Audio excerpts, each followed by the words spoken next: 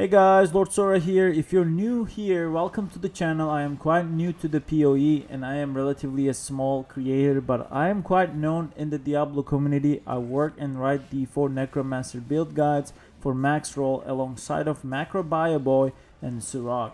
Even though I am new to the PoE too, I am no stranger when it comes to tier crafting and creating new builds. I have been researching and reading as much as possible to understand this game so I can at least share some knowledge and ideas with you guys. And with this video, that's exactly what I'm going to try to do. Disclaimer, I am still learning, obviously taking my time. Only the second day in this game. If you like the content, if you want to stay in touch, please do hit that subscribe button. I would like to grow with you in this new game, learn and share as much as possible.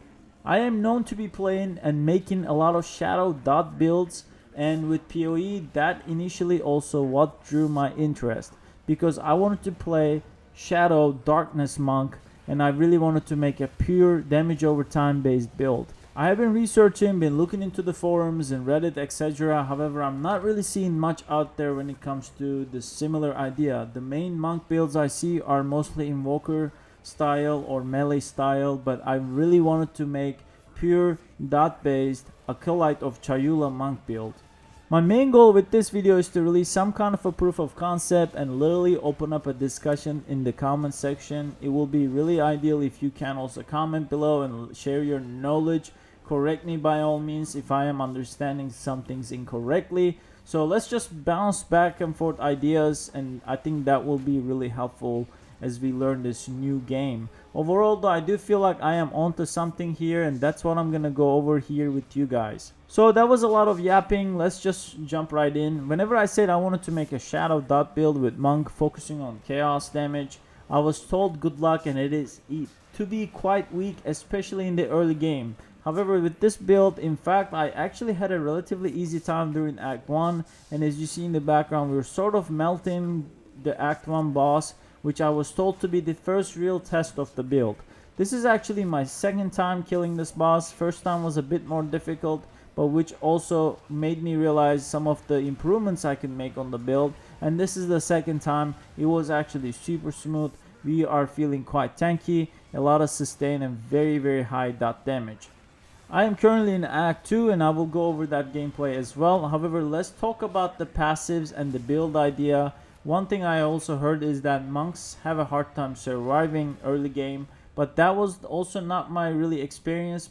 Maybe it's because of the way I built into evasion and eternal youth. So the main idea that I went with survivability as being a monk, I wanted to stack a lot of evasion early on, and then energy shield. So I start taking these notes here.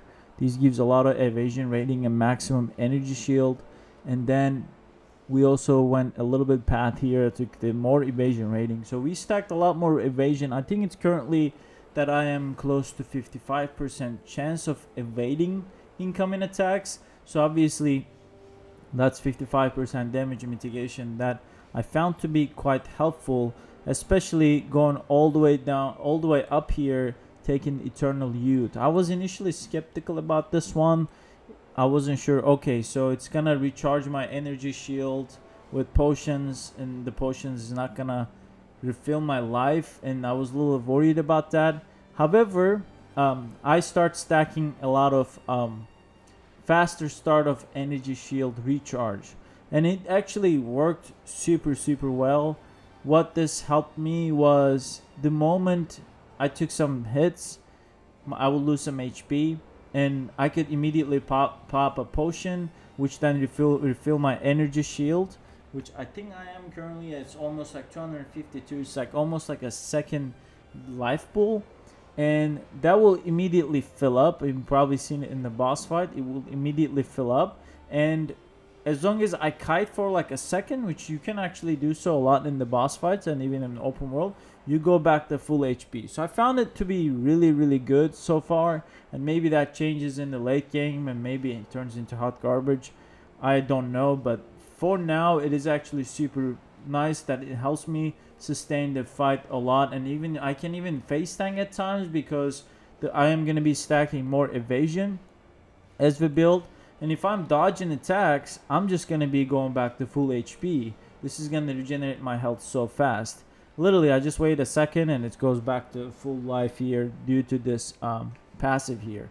And my goal is to go up here. Obviously, there's more here, like 15% start of energy shield charge, and then we'll be stacking these, which then it will allow me to even quickly regenerate life and sustain the fights. And then we're probably gonna go up here to take some of these chaos damage nodes. I wasn't able to take any of the extra spell damage so far.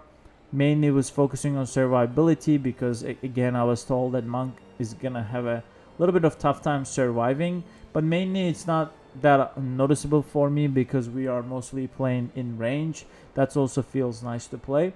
But yeah, gonna take these. There's some chaos nodes here that I might go for, and there's also some up here that I think about going and taking as we gain more levels. But I feel comfortable surviving. We will probably need some resistances eventually, but so far now it's time to focus on stacking a little bit more damage. There's some curse duration here. One thing I'm not sure is the withered here presence. It says that 6 meter. Because we play a lot from distance, I don't know if this is beneficial, and I am actually using a spirit thing, which I will show later in the skill gem section and support gems, but that's how I get the withered currently. This might not be a good, so I might just take this part here. But yeah, a lot of decisions, but the main idea was, again, a lot of evasion, take some chaos damage, energy shield nodes, and especially the energy, faster restart of energy shield recharge, and eternal youth to sustain and survive the fights. As long as you're not getting one-shotted, you just get hit, you can pop a potion. That barrier initially saves you from additional hits, and then you just go back to full HP right away. And I really like that immediate energy shield fill up as well. I thought might be kind of bad first, but it literally saves you in some encounters that you immediately get it right back. In terms of our skill choices, I am currently using Essence Drain. This is one of my main damage source for now until I get upgrades in the occult skill tree. There's some really good juicy options coming up for there, but this one for now is my choice. This is the way combo works is I put a contagion which spreads if I kill that enemy, and it actually, like, this is how we clear a lot of density, but we are using SS Drain to spread these dot damage over time. It works great on a single target and also works great on clearing mobs as well. My gem slots here, the ones I use, actually the Pierce. The one thing that I early on was struggling with Essence Drain is that it will target the single target, and if you're not executing, if you're not finishing that one per mob that you put contagion on, you will actually lose significant clear speed, and you will lose significant AoE DPS. But because this pierces monsters, it actually works like a charm. It helps a lot, and you will see, I will show a gameplay as well, you will see things will just melt, the contagion will spread, and it's actually a super cool animation. I'm a big fan of like how the dot builds up, and then you can see it on the monsters that they're like getting dot up, then all this shadow and chaos damage is stacking on top of each other. Second one is the Swift Affliction. This actually increases the damage over time, so the dots are actually start ticking faster, which really improved my single target boss DPS as well as clearing speed as well. So this works really well for the boss and for the AoE clear, so really happy with the play style, and it is very simple. Just put a contagion and then you just start spamming Essence Drain. On contagion I am using the more area effect, magnified effect, and then the duration, just so that it spreads better and it stays on the target longer if I'm actually taking a longer time to kill. I have vaulting impact here. These are things I've been experimenting. This is for my quarterstaff. I use it as a jail escape, jail free card, where if I get cornered I can just kind of jump to another location. It's kind of like works as a good mobility skill from a quarterstaff. Then I have the Withering Presence Spirit Reservation. This was earlier I was talking, this is where I get my withered damage buff, I guess, in this build. I am currently also having Siphon on because I'm using a wand. Later on I will experiment with maybe a staff. Really, my weapons are really actually not that great right now. Actually, I can show you guys probably here. I have only this wand. +1 is nice, but if I get a really good wand here or a staff, it would be really cool. And Siphon is just a temporary one. It helps really executing. Like if that one target is getting low, and then you can siphon that one target and execute. And if that target has a contagion on, it will spread and clear the whole pack. Really good chest here. I got lucky with this one. And then obviously my focus is trash as well. So there's a lot of room for damage here that I'm currently missing out.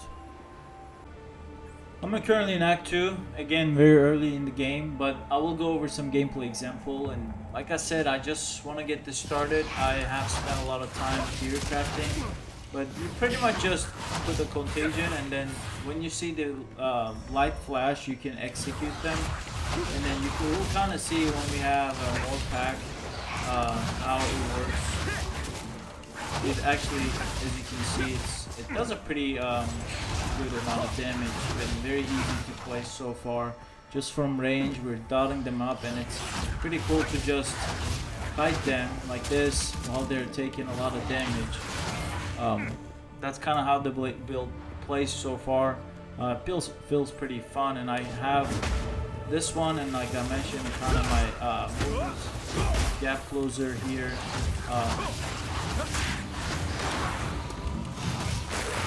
But this is kind of how it plays.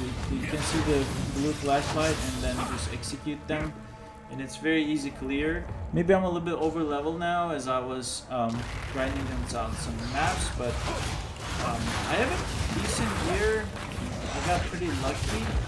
However, I don't think I have, best in slot or anything.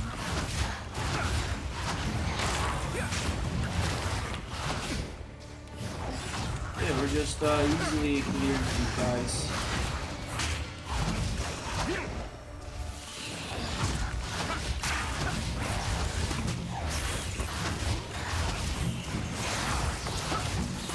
And later on, actually, when we open up the skill tree,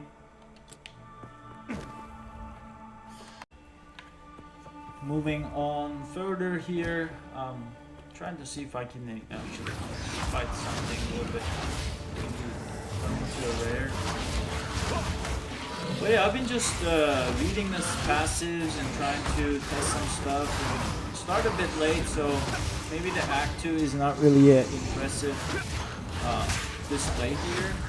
But yeah, maybe I'll get a feedback in the comment section as well. And maybe I'm on the right track, and maybe I'm doing something wrong. I know the mana leech of Acolyte of Chayula is a big thing, but I heard that it's not that great based on what I was reading and researching, and I don't think it works with dots. Correct me if I'm wrong on this one, but I want to purely build on dots, so I'm not going to be having any direct hits. I just want to be able to do this. So I don't think I'm going to be benefiting from leech, mana leech. And I know a lot of other monks I have seen they're doing mind over life, I want to call it. It's like you start taking damage from your mana node. But I wasn't so sure about that. If I am not gonna be benefiting from the leech, that I might have sustain issues. And I'm using Eternal Youth anyway, so that helps me with survivability a lot, with including evasion. And maybe I can demonstrate that. Maybe I can get hit a little bit here in the game. If maybe I just pull a lot of mobs here. Let's see what happens. So as you can see, mobs here. Let me see if they hit me. So like, I want them to take my energy shield out. Yeah, so you can see like I took some damage. My life is already back because I keep evading. take some more damage. But you can see, actually let me take more damage since they're actually not killing me at all.